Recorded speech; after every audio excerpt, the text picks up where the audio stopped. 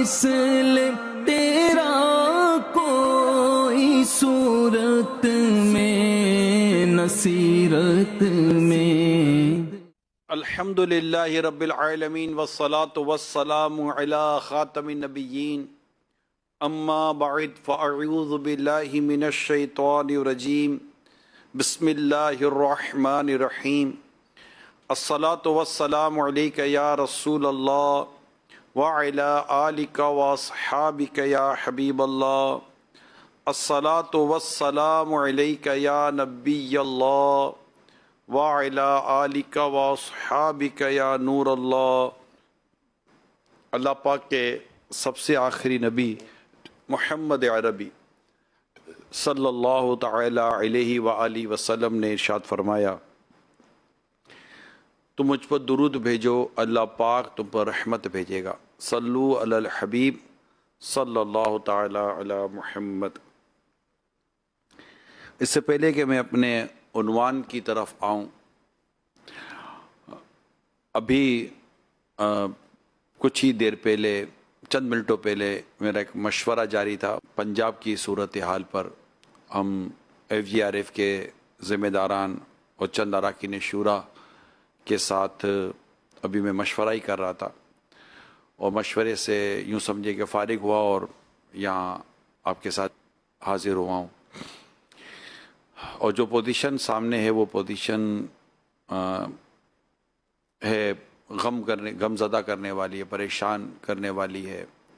پانی کا جو بہاؤ ہے وہ مختلف علاقوں میں اپنی تباہی مچا رہا ہے، اور لاکھوں لوگ جو ہے نا وہ افیکٹڈ ہوئے ہیں، متاثر ہوئے ہیں، گھر اجڑ گئے ہیں، بلکہ اب اتنے مجبور ہو گئے ہیں کہ ایک آدھ گھر کے فرد کو اس پریشانی کے عالم میں اپنے پلاٹ پر، اپنے مکان پر بٹھا کر بھی آنا ضروری ان کو لگا ہے، کہ ورنہ تو ایسا نہ ہو کہ ہماری یہ جگہ پر قبضہ ہو جائے یا جگہ ہاتھ سے چلی جائے۔ اب کتنا بڑا اگلا بھی رسک لے رہے ہیں، تو ہے پریشانی۔ کہیں کہ پانی اترنے کی اطلاع تو بھی مل رہی ہیں، لیکن اوورآل حالات جو ہیں وہ پریشان کرنے والے ہیں۔ اور اس وقت میں جو آپ کے ساتھ ڈسکس کر رہا ہوں، میں پنجاب کے ان شہر، ان علاقے والوں سے درخواست کرنے کی کوشش کر رہا ہوں کہ مہربانی کر کے آپ ان دکھیاروں کی مدد کے لیے اپنے گھروں سے نکل کر ان کی مدد کیجیے۔ اور کراچی والے بھی ہر جگہ جہاں آپ دیکھو سن رہے ہیں، جہاں جن سے ہو سکے ان کی مدد کے لیے ذہن بنائیے۔ سینکڑوں دیہات جو ہیں وہ افیکٹڈ ہیں۔ ظاہر ہے کہ ان سب کو کیا کہتے ہیں، کھانے کے لیے، پینے کے لیے، پہننے کے لیے، اوڑھنے کے لیے، اسپیشلی دواؤں کے لیے یہ بہت زیادہ امپورٹنٹ ہے۔ اور میری اس پہ خاص طور پر جو ہمارا جو میڈیکل کا جو شعبہ ہے، ان کے ڈاکٹر سے میری درخواست ہے، جتنے بھی ڈاکٹرس ہیں، کہ کائنڈلی والنٹرلی آپ اپنے آپ کو پیش کریں، اور آپ FGRF کے ذریعے اپنے آپ کو پیش کر سکتے ہیں۔ دعوت اسلامی کے اسلام بھائی ذمہ داران اور FGRF کے ذمہ داران سے رابطہ کریں، یا آپ انڈیویجول یا جتنے بھی عاشقان رسول ہیں جو کر سکتے ہیں اس دکھ کی گھڑی میں، مہربانی کر کے اپنے ان بھائیوں کے ساتھ کھڑے ہوں۔ ان کا غم بھی بانٹنا ہے اور ان کے معاملات کو درست کرنے کی بھی کوشش کرنی ہے۔ دیکھیں ابھی تو اسٹارٹ ہے، ابھی تو پانی اترے گا، تو اس کے بعد جو کام ہے نا وہ بڑا لیندی اور کام ہے، وہ بڑا کام ہے، وہ بھی کرنا ہے۔ اس طرح جو میڈیسنس وغیرہ کے جو افراد ہیں جن کا میڈیسن سے ریلیٹڈ کام ہے، وہ بھی ان دکھیاروں کی مدد کے لیے میدان عمل میں آئیں۔ جو اناج کا کام کرتے ہیں، غلہ منڈی میں جو ہوتے ہیں، ان کو بھی چاہیے کہ اپنے گوداموں کے منہ کھولیں اور ان دکھیاروں کی مدد کریں۔ دیکھیں یہ میلاد پاک کا پیارا مہینہ ہے۔ ہم جب نبی پاک صلی اللہ تعالیٰ علیہ وسلم کی سیرت کو جب بیان کرتے ہیں تو اس میں غم امت کا بیان، یہ ہمارے بنیادی بیانوں میں ہوتا ہے کہ اللہ کے پیارے حبیب صلی اللہ علیہ وسلم اپنی امت کے غم میں رویا کرتے تھے، اور امت کا غم نبی پاک صلی اللہ تعالیٰ علیہ وآلہ وسلم کو رلایا کرتا تھا۔ اور آپ اپنی امت سے بے پناہ محبت فرماتے، اور نبی پاک صلی اللہ علیہ وسلم کی جو محبت کے جو دلائل ہیں نا، ان میں ایک دلیل یہ ہے کہ ہمیں نبی پاک صلی اللہ علیہ وسلم کی امت سے بھی محبت ہونی چاہیے۔ اور ویسے بھی حدیث پاک واضح ہے کہ مومن کی مثال ایک بدن کی سی ہے کہ بدن کے اگر ایک حصے میں درد ہو تو سارا بدن اس کا درد محسوس کرتا ہے. تو ہمارے یہ بھائی تکلیف میں، ابھی کچھ ہی دن پرانی بات ہے، کوئی زیادہ پرانی بات نہیں ہے، بنیر کا جو واقعہ ہوا، دیکھیں کے پی کی کہ مختلف شہروں اسپیشلی بنیر میں ابھی تک تو وہ کیا، ان کی تو ابھی مدد کا سلسلہ بھی جاری ہے اور وہ بھی پتہ نہیں کب تک رہے گا. اور ساتھ ہی ساتھ یہ سارا سلسلہ جو شروع ہوا پنجاب کا، اور اب ڈر ہے کہ یہ دریائے سندھ اور اس کے بعد اندرون سندھ کی جو آوازیں آ رہی ہیں، آپ بھی ہاتھ اٹھا کر اپنے رب کی بارگاہ میں دعا کریں. اللہ پاک پیارے آقا کے صدقے میں، یوم ولادت کے صدقے میں، 12 ربیع الاول کے صدقے میں، اس ماہ پاک کے صدقے میں اللہ پاک ہمیں مزید پریشانیوں سے بچائے اور یہ آگے کی طرف پریشانیاں نہ ہوں، بلکہ جو آئی ہیں وہ بھی پیچھے کی طرف اب جائیں اور ختم ہو جائیں، اور یہ اپنے اپنے گھروں کو لوٹیں. ان کے سامان بکھر گئے، ان کے مویشی ختم ہو گئے، زمینیں ختم ہو گئیں، بہت نقصان. اچھا پھر کیا، ایک تو ایک گاؤں کا ایک طبقہ ہوتا ہے، اور ایسا نہیں شہروں کے اندر بڑے بڑے لوگ، ان کے کارخانے، ان کے گھر، بڑے بڑے مکان، یہ بھی افیکٹڈ ہو گئے. ظاہر ایک مکان کے اندر لاکھوں کروڑ روپے کا فرنیچر اور سامان ہوتا ہے، وہ بھی نقصان تو ہے نا، چاہے امیر ہو، غریب ہو یا مڈل کلاس ہو. جو نبی رحمت صلی اللہ علیہ وسلم کا امتی ہے، ہماری ہمدردی اس کے ساتھ ہونی چاہیے. اور تو میں تمام عاشقان رسول سے درخواست کروں گا کہ پلیز اپنے وقت کو دیں، اپنے آپ کو بھی پیش کریں، رقم آن لائن جمع کروا دیں تاکہ ان دکھیاروں کی مدد کی جا سکے، اور اپنے آپ کو بھی پیش کریں. ابھی جو میرا مشورہ ہوا ہے اس میں یہ ہوا ہے کہ ہمیں سینکڑوں اسلامی بھائیوں کی ضرورت اب بھی ہے، اور انشاءاللہ دعوت اسلامی کا فٹ پرنٹ ہے، دعوت اسلامی کہہ سکتے ہیں کہ دعوت اسلامی کہاں نہیں، تو انشاءاللہ تعالی FGRF کے ذریعے ہم پہنچیں گے اور ہم اپنی اس دکھیاری جو لوگ ہیں ان کی ہمیں مدد کرنی ہے. تو میری یہ بس ابھی مشورہ کیا تو ایک سمجھے کہ ایک بے چینی سی ہے، اور بے چینی سی ہے جو باتیں بھی پتہ چلی ہیں.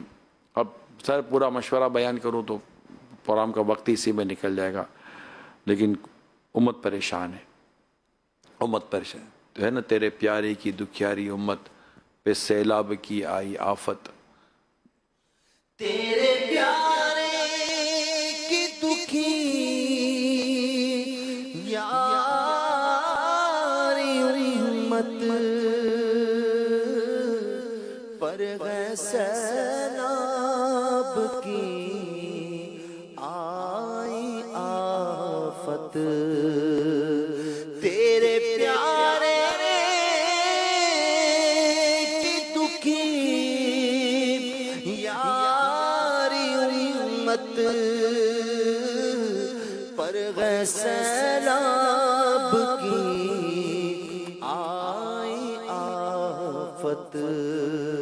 رحم کر بس تیرا آسرا ہے، رحم کر بس تیرا آسرا ہے. یا خدا تجھ سے میری دعا ہے. مدنی مذاکرے میں بھی امیر سنت نے اس طرف ترغیب دلائی تھی کہ ظاہر ان کو پکا کر کھلانا بھی ہے. اچھا اب ہوتا یہ ہے کہ بسا اوقات ہم کپڑے اپنے لا کر دے دیتے ہیں. دیکھیں ہم شہروں کے لوگ جو کپڑے پہنتے ہیں ایک تعداد، اب آپ بولو پینٹ شرٹ آپ کا جو لباس ہوتا ہے، آپ بولو اب گاؤں دیہات میں جو لوگ جو افیکٹڈ ہیں ان میں کتنے لوگ ہوں گے جو یہ آپ کا لباس پہن لیں گے، یا کتنوں کو لباس آ جائے گا.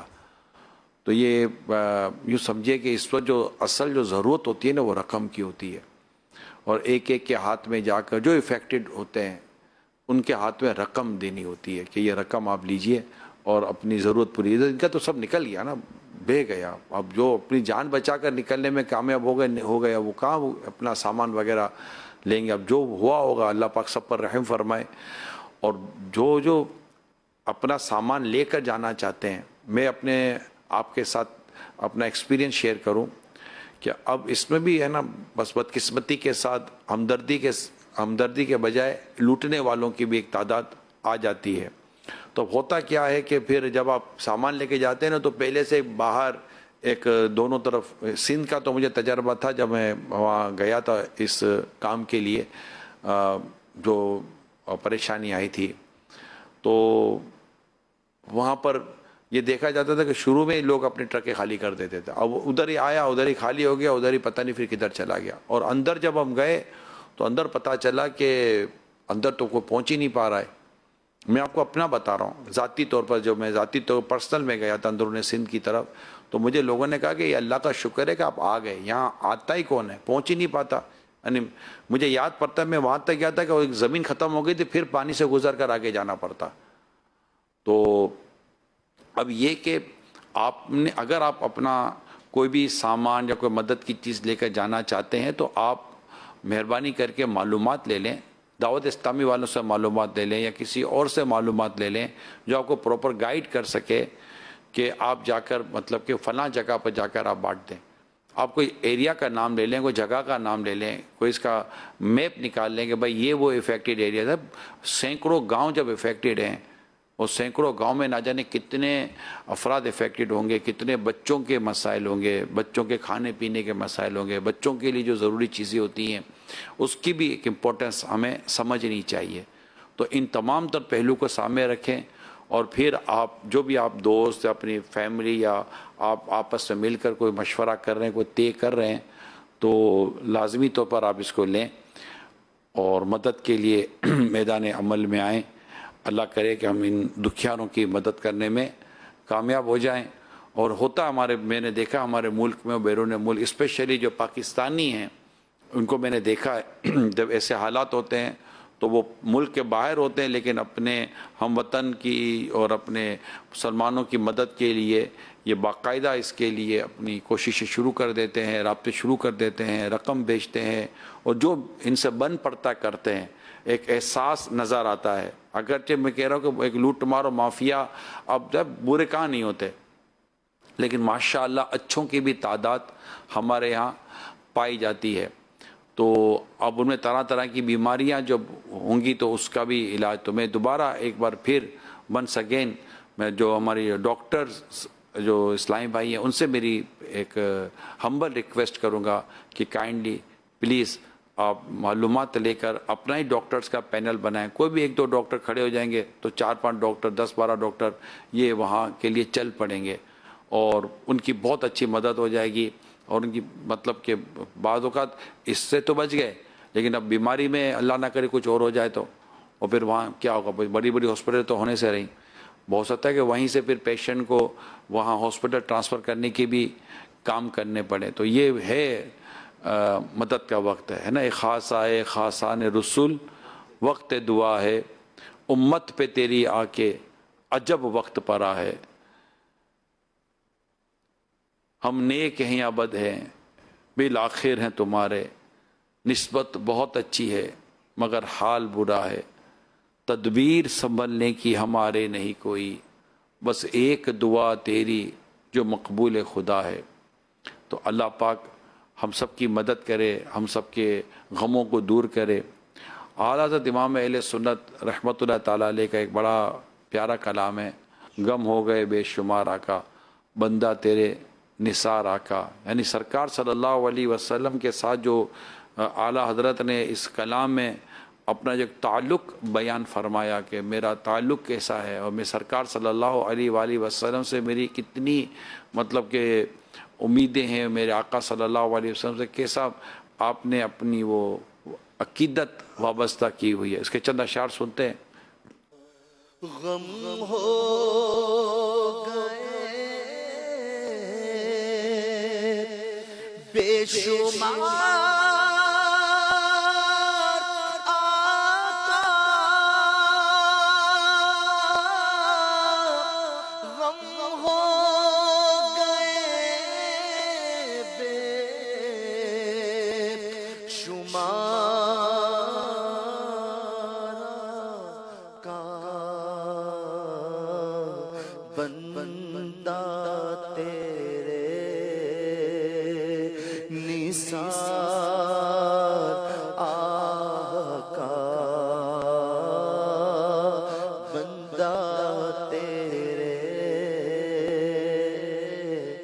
نثار کا بگڑا جاتا ہے کھیت میرا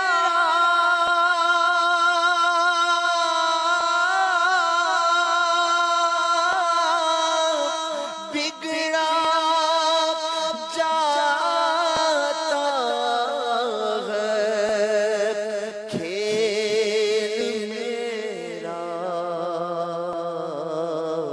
آقا آقا سوار آقا آقا آقا سوار آقا مجھدار میں آکے ناؤ ٹوٹی مجھدار میں آکے ناؤ ٹوٹی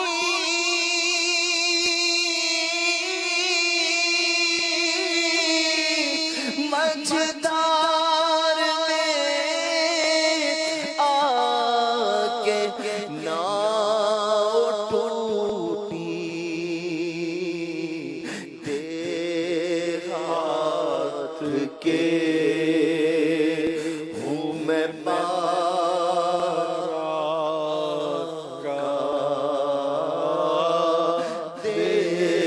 دیہات کے ہوں میں پار آقا ٹوٹی جاتی ہے پیٹھ میری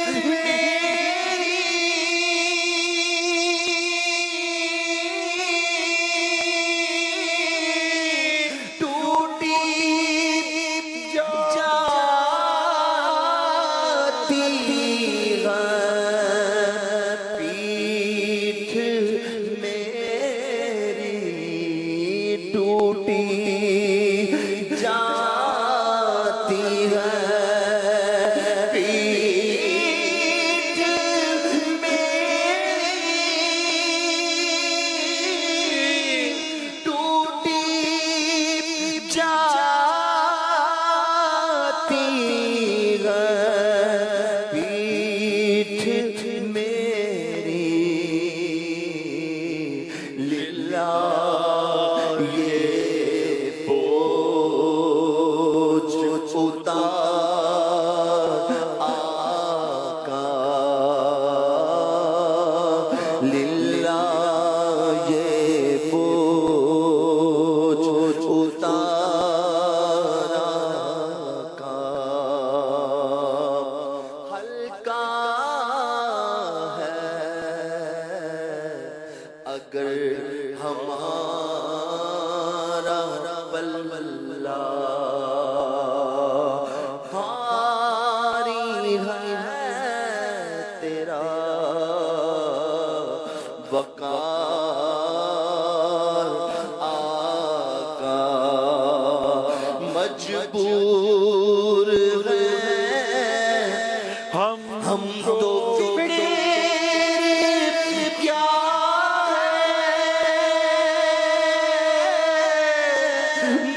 مجبور ہیں ہم تو فکر کیا ہے تم کو تو ہے اختیار آقا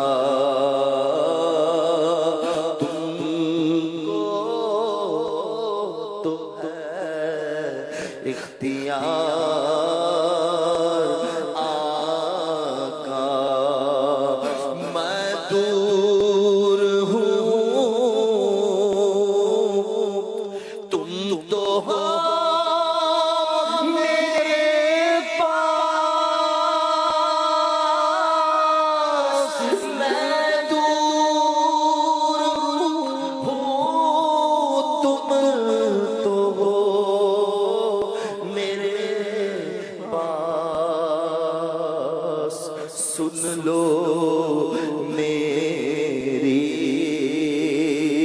پکار آقا،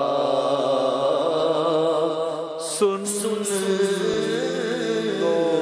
لو میری پکار آقا، مجھ سا کوئی غم زدہ نہ ہوگا،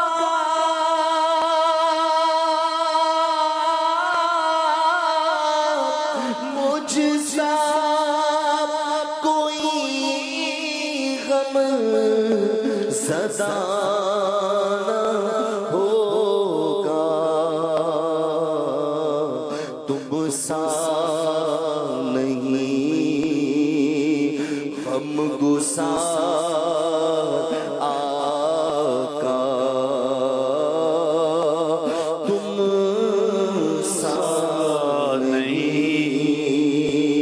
غم گسار آقا، غم ہو گئے بے شمار۔ آج جو میرا موضوع ہے نبی پاک صلی اللہ علیہ وسلم کی سیرت کے تعلق سے، وہ یہ کہ آقا دو جہاں صلی اللہ علیہ وسلم ایک طبیب کہتے ہیں نا، آپ کو اس زبردست انداز تھا پیارا آقا صلی اللہ علیہ وسلم کا۔ میں آپ کو ایک حدیث سناتا ہوں۔ حضرت سیدتنا ام منذر رضی اللہ تعالی عنہا فرماتی ہیں، ایک دن نبی اکرم صلی اللہ علیہ وسلم حضرت علی کرم اللہ تعالی وجہ الکریم کے ساتھ میرے یہاں تشریف لائے۔ ہمارے کھجوریں لٹک رہی تھیں، تو پیارے آقا صلی اللہ علیہ وسلم انہیں تناول فرما رہے تھے، کھا رہے تھے۔ حضرت مولا علی بھی ساتھ کھانے لگے، تو نبی پاک صلی اللہ علیہ وسلم نے فرمایا، اے علی ٹھہرو، یعنی تم ان کھجوروں کو کھانے سے پرہیز کرو، کیونکہ تم میں ابھی نقاہت یعنی تم ابھی بیماری سے اٹھے ہو اور تم پر کمزوری کے آثار ہیں، اس لیے تمہارے لیے پرہیز ضروری ہے۔ حضرت سیدتنا ام منذر رضی اللہ تعالی عنہ فرماتی ہیں، پھر میں نے ان کے لیے چقندر اور جو پکائے، تو نبی پاک صلی اللہ علیہ وسلم نے فرمایا، اے علی تم اس میں سے کھاؤ کیونکہ یہ تمہارے لیے نفع بخش و موافق ہے۔ اچھا، اب یہ جو حدیث پاک آپ نے سنی، اس کی وضاحت مفتی احمد یار خان نعیمی رحمۃ اللہ تعالیٰ علیہ کچھ یوں کرتے ہیں کہ نبی پاک صلی اللہ علیہ وسلم حکیم جسمانی بھی ہیں، دوائیں، پرہیز، مضر مفید غذائیں سب کچھ جانتے ہیں۔ یہ بھی معلوم ہوا کہ بیماری بلکہ بیماری سے اٹھنے والے کمزور کو پرہیز لازم ہے۔ اطباء جو علاج کرتے ہیں کہتے ہیں کہ دوا سے زیادہ پرہیز ضروری ہے۔ تو یہ روایت جو ابھی آپ نے سنی ترمذی شریف کی حدیث، اور میں نے ابھی آپ کے سامنے جو شرح بیان کی، تو نبی پاک صلی اللہ تعالی علیہ وآلہ وسلم نے اس طرح کئی علاج ارشاد بھی فرمائے۔ باقاعدہ پورا ایک اس کا چیپٹر ہے حدیث کی کتابوں میں جو نبی پاک صلی اللہ علیہ وسلم نے علاج تجویز فرمائے ہیں۔ اب ظاہر ہے کہ وہ علاج جو اس کتاب میں لکھے ہوئے ہیں، تو ہمارے علماء یہی کہتے ہیں کہ وہ جو حدیث میں جو علاج لکھے ہوئے ہیں اس کے مطابق اپنا علاج نہ کر لے۔ ہم اگر آج حدیث پڑھتے ہیں تو اپنے ڈاکٹر سے اس پہ رابطہ ضروری ہے، کیونکہ ہر ایک کی اپنی کیفیت جدا جدا ہوتی ہے نا، میڈیکلی فزیکلی حوالے سے بات کی جائے۔ نبی پاک صلی اللہ علیہ وسلم نے اس حوالے سے ایک بڑی عمدہ ہماری رہنمائی فرمائی ہے، اور ایک بڑا پیارا ارشاد ہے کہ نبی پاک صلی اللہ علیہ وسلم فرمایا، معدہ یہ بدن کا حوض ہے، رگیں اس کی طرف آتی ہیں، معدہ درست ہو تو رگیں درست میدا درست ہو تو رگیں درستی کے ساتھ لوٹتی ہیں، اور اگر میدا خراب ہو تو بیماری کے ساتھ لوٹتی ہیں. یعنی اس کی وضاحت یہ ہے کہ معدے سے رگیں دوسرے اعضاء کی طرف اچھی رطوبت اور صالح غذا لے کر چلتی ہیں، جس سے صحت اچھی ہوتی ہے. یہ حدیث علم طب کی اصل ہے. اگر معدہ درست ہے تو تمام جسم درست ہے، اگر معدہ خراب ہے تو سارا جسم جو ہے وہ بھی خراب ہو جاتا ہے. تو اب یہ جو آپ کے سامنے میں نے چند باتیں بیان کی ہیں، تو اس سے ہمیں نبی پاک صلی اللہ تعالیٰ علیہ وآلہ وسلم کا یہ جو طب کے حوالے سے جو ارشاد ہمیں ملا کہ نبی پاک صلی اللہ تعالیٰ علیہ وسلم کس طرح اس میں معدے کی اپنی اہمیت بیان فرمائی ہے. اور ہم دیکھتے ہیں اسپیشلی جب آپ حکیم صاحب کے پاس جاتے ہیں تو حکیم صاحب سب سے پہلے آپ کے معدے کو درست کرتے ہیں. اور مشاہدے بھی یہی ہیں کہ ہمارا کھانا پینا معدے میں جاتا ہے.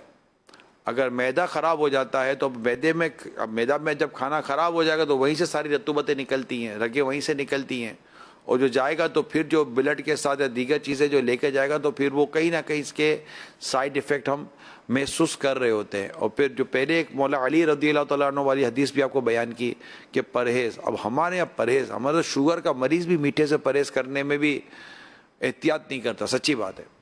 یعنی ایسے کئی میں نے شوگر کے پیشنٹ بھی دیکھے ہیں کہ جو کھا لیتے اور احتیاط نہیں کرتے. یعنی کھانے میں احتیاط یہ معدے کو درست کرتی ہے. اب یہ بھی ایک جو تھوڑی وہ جو میں نے اسٹڈی کی ہے اس میں یہ ضرور عرض کروں گا، اس پر انشاءاللہ میری نیت ہے آگے جا کر اللہ نے چاہا تو میں کچھ باتیں بیان کرنی تھی، لیکن آج میں ایک بات آپ تک شیئر کرتا ہوں. یہ جو کچن ہے نا ہمارے گھر کا، اس کچن کی ایڈمنسٹریشن جو ہے نا وہ ہمارے گھر کی اسلامی بہنوں کے ہاتھوں میں ہوتی ہے، امی کے ہاتھ میں ہوتی ہے، بہن کے ہاتھ میں ہوتی ہے، بیوی کے ہاتھ میں ہوتی ہے. اب ان کو اس معاملے میں باقاعدہ علم حاصل کرنا چاہیے. جی ہاں، میری ریکویسٹ ہے آپ سے، تمام اسلامی بہنوں سے میں بات کر رہا ہوں. یہ ڈائٹیشن اور اس طرح کی ڈائٹ اور کس طرح کی غذائیں صحت کے لیے مفید اور صحت کے لیے مضر ہے، یعنی صحت مند غذا کون سی ہے اور صحت کو نقصان پہنچانے والی غذائیں کون سی ہے. آج آپ اس کی اسٹڈی، آج یہ بہت بڑا سبجیکٹ بنا ہوا ہے، بہت بڑا سبجیکٹ بنا ہوا ہے. ہم ٹیسٹ کے چکر میں اپنا ٹیسٹ خراب کر رہے ہوتے ہیں. تو یہ بہت ضروری بات ہے کہ آپ یہ دیکھیں کہ ایک تو پکانا کیا ہے اور کیسے پکانا ہے، یہ بہت ضروری ہے. تو بچوں کو شروع سے اس کا عادی بنائیں گے. یعنی میں جانتا ہوں بعض بچے ایسے ہیں کہ جو یہ پھل اور سبزیاں کھاتے ہیں اور بعض نہیں کھاتے کہ گلے سے نہیں اترتی. تو شروع سے جن بچوں کی تربیت ہوگی، اور امی کی ایکسپیرینس بہت میٹر کرتا ہے. ایک امی بھی ہوتی ہے اور ایک دوسری طرح وہ بیوی بھی ہوتی ہیں. تو اگر ہمارے گھر کے اندر یہ انڈرسٹینڈنگ ہو جائے اور کچن سے وہ چیزیں جو کہ ہمارے معدے کو اور ہماری صحت کو خراب کرنے والی، جیسے کہ وائٹ شوگر ہے، سفید چینی، کوئی اس پہ دو رائے نہیں ہے. سوشل میڈیا بھرا ہوا ہے اور میڈیکل باقاعدہ چیخ چیخ کر کہہ رہی ہے کہ بھائی یہ سفید چینی چھوڑ دو، آپ سفید چینی درست نہیں ہے. اس طرح یہ پروسیس فوڈ جو ہوتے ہیں اس کے بارے میں بھی باقاعدہ تحقیق ہمارے سامنے آ رہی ہے. اور جس طرح کے کوکنگ آئل کا سامنا کرنا پڑتا ہے وہ بھی آ رہا ہے. پھر جس طرح کی چیزیں پک رہی ہوتی ہیں، جو آئٹمس پک رہے ہوتے ہیں، اور باہر تو خیر پھر بات ہی کچھ اور ہے نا کہ وہ پھر فاسٹ فوڈ کے نام پر. اب معدہ خراب نہ ہو تو کیا ہو. اب جب معدہ خراب ہوگا تو معدہ بدن کا حوض ہے. اب حوض کے اندر جتنا پانی ہوگا، مثال کے تو آپ کا ایک اوور ہیڈ ٹینک لے لیں، اب وہ جو جس سے آپ کا پانی آپ کے پورے گھر کے اندر آپ کے نلکوں میں آتا ہے، اگر اوور ہیڈ ٹینک میں جو پانی وہ پانی خراب ہو جائے، اچھا نیچے جو آپ کا انڈر گراؤنڈ ٹینک ہے اس میں پانی خراب ہو گیا تو اس سے پانی چڑھے گا اوپر کے ٹینک میں، اوپر کے ٹینک کا پانی آئے گا آپ کے نلکوں کے ذریعے گھر میں. اب وہ پورا کنواں ہی اگر وہ پورا حوض ہی اور جو ٹینک ہے وہی اگر خراب ہو گیا تو اس کے اندر جتنا پانی جائے گا وہ بھی خراب ہو جائے گا. یعنی پانی خراب جاتا ہے تو اور بھی چیزیں جاتی ہیں جس سے چیزیں خراب ہو جاتی ہیں. سمجھانے کے لیے کہہ رہا ہوں. تو اس لیے اپنے کچن کو مینیج کرنے کی کوشش کریں اور وہ غذائیں ہم لیں جن غذاؤں سے ہمیں صحت مل سکتی ہے. یعنی لوگ کہتے ہیں کہ یار کیا کھائیں، میں کہتا ہوں چھوڑنے والی آئٹمیں کم ہیں، کھانے والی آئٹمیں زیادہ ہیں. جی ہاں، میں کچھ صحیح کہہ رہا ہوں. چھوڑنے والی آئٹمیں کم ہیں، کھانے والی آیٹمیں بہت زیادہ ہیں. اگر ذہن بن جائے تو ہمیں پتہ چل جائے گا کہ کیا کھائیں اور کیا کیا چھوڑ دیں. آٹومیٹیکلی آپ کے مینیو کے اندر نئے نام آ جائیں گے, جو نام اب تک آپ کی اس میں نہیں ہے کہ یار یہ بھی کھایا جائے گا. جی یہ سب کھائی جاتی ہے چیزیں, لیکن ہمارا جو مزاج جن چیزوں کو کھانے کا ہے ان میں کئی چیزیں وہ ہیں جو ہماری صحت کے لیے نقصان دہ ہیں. وہ فیٹ بھی بڑھاتی ہیں, ویٹ بھی بڑھاتی ہیں, اور بھی کئی پرابلم کرتی ہیں. وہ کولیسٹرول بڑھاتی ہیں, وہ شوگر لاتی ہیں, وہ ٹرائیگلیسرائڈ لاتی ہیں, وہ یورک ایسڈ لاتی ہیں, اور نہ جانے کیا کیا لاتی ہیں. اور پھر اس کے بعد جو پرابلم شروع ہوتے ہیں الامان والحفیظ. تو اللہ کرے کہ ہم غذاؤں کے تعلق سے, پرہیز کے تعلق سے, یعنی دوا لے رہے پھر بھی پرہیز نہیں کر رہے, اب دواؤں پر دوائیں کھائے جا رہے ہیں, دواؤں پر دوائیں کھائے جا رہے ہیں, اور آپ کہہ رہے ہیں جناب طبیعت درست نہیں ہو رہی. بھائی دوا کھا رہے ہیں, پرہیز تو کریں, پرہیز تو کر نہیں رہے. تو صحت یاب ہونے کے یہ دو طریقے ہیں, دوا اور پرہیز. یاد رکھیں نیک بننے کے بھی یہ دو طریقے ہیں. نیکی کرنا, گناہ چھوڑنا, یعنی نیکی کرنا اور گناہ سے پرہیز. اب نیکی کی طرف تو ہے لیکن گناہ سے پرہیز نہیں کرا, گناہ بھی کیے چلا جا رہا ہے. تو ایسا بھی ہوتا ہے کہ گناہوں کا اندھیرا نیکی کے نور کو ختم بھی کر دیتا ہے اور نیکی کی توفیق چلی جاتی ہے. تو نیک بننے کے لیے بھی یہ دو مین چیزیں ہوتی ہیں کہ نیکی کے اچھا انسان بننے کے لیے, پرہیزگار بننے کے لیے, اللہ کا نیک بندہ بننے کے لیے کہ اچھے کام کرے اور برے کاموں سے پرہیز کرے, برے کاموں کو چھوڑ دے. جسمانی صحت کے لیے بھی یہی ہوتا ہے کہ اگر دوا بھی لے, اچھا ہر کوئی بیمار تو نہیں ہوتا, تو اب کیا لے, پھل لے, سبزی لے, ایسی چیزیں لے جن سے انرجی آتی ہے, صحت بھی اچھی ہوتی ہے, اور کسی حد تک ان کا معدہ سیٹ رہتا. جب تک آپ کا معدہ سیٹ رہتا ہے, جنرلی کم و بیش معدہ آپ کا سیٹ رہتا ہے, آپ کسی حد تک بیماری سے بچے رہتے ہیں. تو اللہ پاک صحت مند رہنے کی توفیق عطا فرمائے اور ہمیں ایک اچھی زندگی گزارنا اللہ پاک نصیب فرمائے. اللہ پاک عمل کرنے کی توفیق عطا کرے.